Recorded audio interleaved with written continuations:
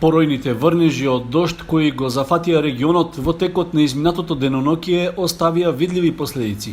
Силните атмосферски празнења неколку часа пред полнок предизвикаа целото подрачје да остане без електрична енергија, а улиците беа преплавени со вода.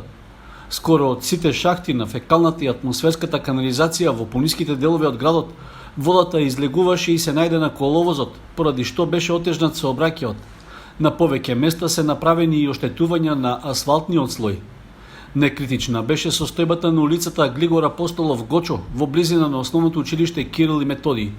Поставените решетки од атмосферската канализација и овој пат не можеа да прифатат надојдената вода. Поради тоа се создаде мало езеро што ги оневозможи возилата да поминуваат одовде. Интервенираше против пожарната единица, а и сообраќајната полиција која ги пренасочуваше возилата по други улици. Водата која падна во огромни количини не можеше да ја собере нити постоечката атмосферска канализација. Со тоа дојде до пополнување, односно излевање и во фекалната канализација, излевање на шахтите и се направи навистина огромни проблеми. Меѓутоа, еве со сите сили што ги имаме, што ни стојат на располагање, уште ноќеска, противпожарната единица целата беше вклучена во испомпување на водите од домовите, од фабричките хали и навистина правиме се што е во наша моќ со сите расположиви сили. Како што реков, земавме и багери од приватни компании се со цел да убрзаме расчистувањето и помагањето во решавањето на овој проблем. Поројните врнежи предизвикаа оштетување и на дел од градската водоводна мрежа во Кочани. Поради тоа, неколку часа без вода за пиење останаа жителите на северниот дел од градот, како и од населбата Бели. Во меѓувреме, со ефикасна интервенција на екипи од комуналното претпријатие Водовод, дефектот беше отстранет, а водоснабдувањето е нормализирано. Обилните врнежи од дожд во текот на ноќта и предпладнето во Кочанско предизвикаа излевање на одводните канали и на атмосферската и фекална канализација. Поради тоа се поплавени дел од градските населби, како и селата во рамничарскиот дел од општината. Најкритична е состојбата во селата Горни и Долни Подлог, каде водата навлезе во дворовите и домовите. Исто така направи голема штета на складираното жито и на сточната храна во амбарите, а ги поплави и градинарските посеви. И мало е другар до сега вака, меѓутоа до толку не. Што да кажам, без зборови може да останам, големи штети имаме, неодговорност најпрво на нас селаните, а после на општината Кочани. Најголемата причина е најпрво човечкиот фактор, па се натаму како што треба да биде. Има начин да се реши овој проблем. Овој проблем е 20 години више. 20 години. Еве да погледнете тие куќи тука. 10 куќи сме најоштетени, тука имаме по 7-8 илјади штета евра. Да се чистат каналите или да се пренасочи, има услови да се пренасочи овој канал. И то големи услови има да се пренасочи. И овој канал да користи само како за атмосферска, а не за фекални и оризни површини. Па, штета. Земјоделски производи, пипери, партиџани, зајци издавени, кокошки издавени, прасе издавено. Тоа е. По собите још нема вода, али уште 3 сантима фале за да улегне. Моторки употребуваме, бучат, мислам дека е џабе. Доека не се најде дека е дефеко. Одека доаѓа таа вода, ја доќеска у 2 стана, 2 багера луѓето дојдоа. Меѓутоа нема спаса. Па ја ќе кажам дека најкривично е у народот. Секој свашта фрле, умре гуде, фрле у јазо, фрле обично ѓубре у јазо, непедантност, нецивилизован народ сме ние мајчедучијата, тоа се знае, секој го знае тоа. И за тоа настрадуваме. Тоа се од нас, од народот. Не е од Господа тоа. Ако беа чисти каналите, водата си бегаше. Дека треба да си бега. Еден час по полнок на терен излегла градежна механизација од комуналното претпријатие Водовод и почнала со расчистување на одводните канали.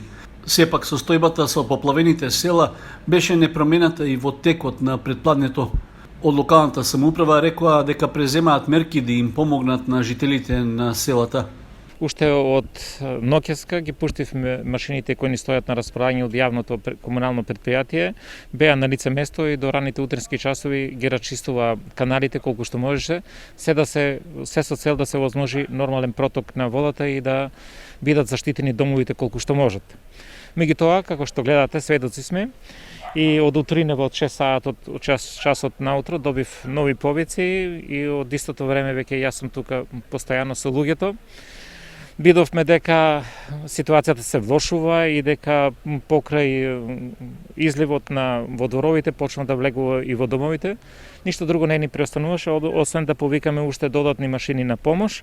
Значи, од приватни компании земавме багери кои ни помогнаа да на едно место патот од Долни Подлог према Горни Подлог го пресечеме со цел да овозможиме побрзо истекување на водата од Горни Подлог, бидејќи селото навистина беше во незавидна положба.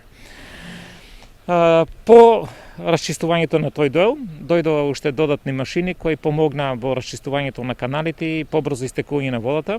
Меѓутоа, меѓувремено се случи нов проблем, каде што дотекува уште повеќе вода, отколку што може да примат сите овие одводни канали.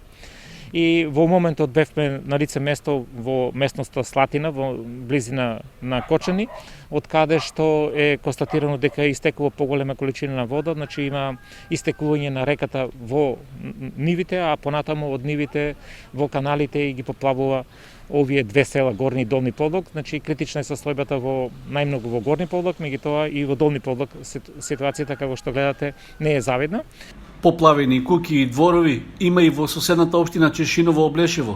Најголеми штети се забележани во општинскиот центар Облешево, а водата навлегла и во дел од домовите во селата Чифлик и Уларци.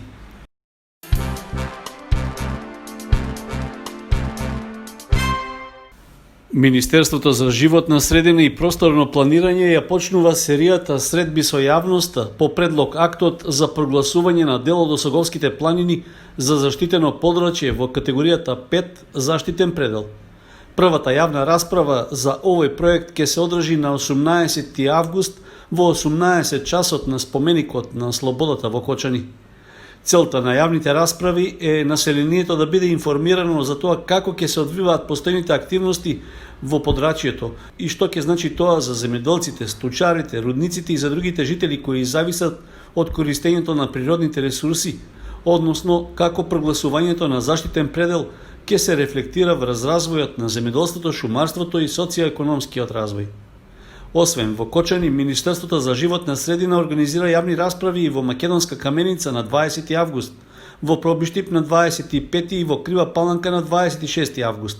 Сите тие ќе бидат исто така со почеток во 18 часот на локации што ќе овозможат спроведување на мерките и протоколите за заштита од коронавирусот. Истовремено, граѓаните, односно засегнатите страни, ќе можат да доставуваат коментари, забелешки и консултации по предлог актот, што е објавен на единствениот национален електронски регистар на прописи во Република Северна Македонија, како и на веб страницата на Министерството за животна средина и просторно планирање. Прогласувањето на заштитени подрачја е приоритет што е нагласен во Националната стратегија за заштита на биолошката разновидност и Националната стратегија за заштита на природата во Македонија, како и во други документи од приоритетно значење за државата. Заштитените подрачја можат да придонесат за подобрување на економскиот развој, да отворат други можности за развој од кои населението што живее во руралните средини би имало корист. Само околу 9% од територијата на нашата држава е под заштитени подрачја, што се распоредени претежно во западниот дел. Во источниот, односно во брегалничкиот слив, има само неколку поединични стебла кои уживаат статус на заштита со 0,03% од територијата на сливот. Процедурата за прогласување на Осоговските планини како заштитен предел е во завршна фаза и по јавните расправи се очекува одлука на владата.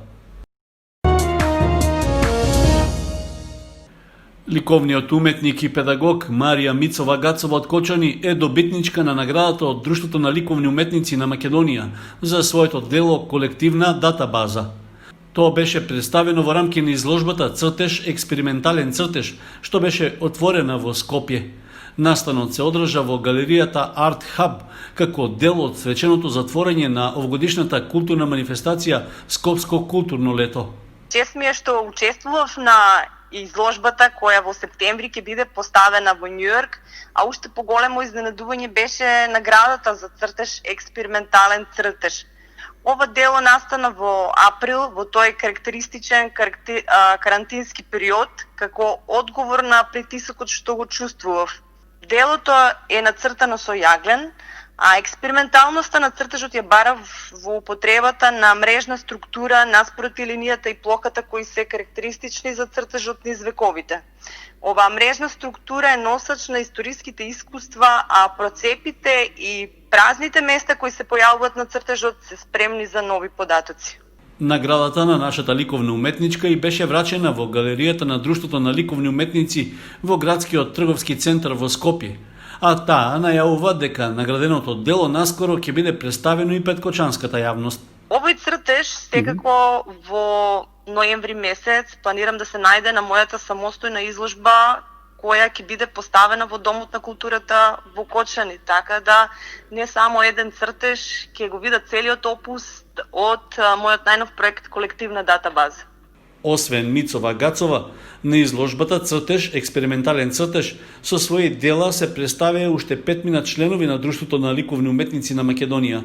Тие, од реалистични преку асоцијативни до символични дела кои изразуваат протест, ги искажуваат чувствата поврзани со кризата од коронавирусот. Делата се создавани во изолација за време на полициските часови и представуваат своевиден лек за прочистување на авторите. 5 членови на планинарскиот спортски клуб Осоговот Кочани успешно ја реализираа тридневната експедиција и се искачија на врвот Голем Арарат, кој со 5137 метри е највисок во Република Турција.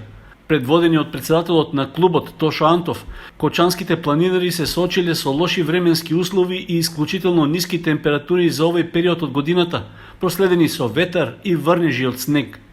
Сепак, целата екипа без проблеми успела да се искачи на врвот, каде поради непријатните услови имале доволно време само да се фотографираат и гордо да го развиорат македонското знаме. Со нив имало една група од Србија, која поради недоволната физичка и психичка подготвеност, само со половина членови стигнала до врвот. Подготовките на нашите планинари за искачување на невисокиот турски врв траеа околу 1 месец, а се реализираа со сопствени средства, со што тие го потврдија приматот за најдобри во источниот регион во државата. Планинарскиот спортски клуб Осогово во изминатиот период постигна забележителни резултати, меѓу кои искачувањето на врвовите Килиманџаро, Елбрус и Фуџи, како и на највисоките планински точки во Норвешка, Италија, Словенија и на Балканот. Освен тоа, председателот на клубот Тошо Антов стана прв лиценциран планински водич во Кочани и координатор за маркирање на источната трансферзала. Клубот, што тој го предводи, во 2018 година по трет пат беше прогласен за неуспешен од страна на Федерацијата на планинарски спортови на Македонија.